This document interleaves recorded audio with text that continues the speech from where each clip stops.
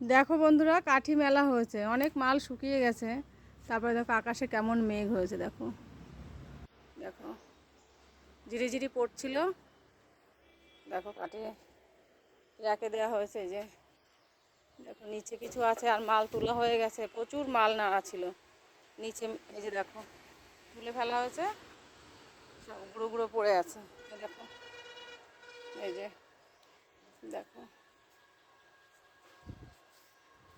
এই পাশটা দেখো কত সুন্দর, আকাশটা কি দারুণ,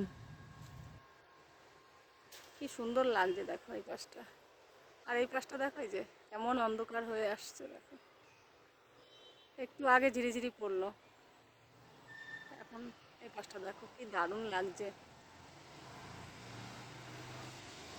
কত সুন্দর। সকাল থেকে সারাদিন মাল করা হয়েছে, দেখো মেশিনে। দেখো তোমাদের সঙ্গে একটু শেয়ার করি, দেখো অবস্থা, দেখো দেখতে পাচ্ছ, দেখো অবস্থা।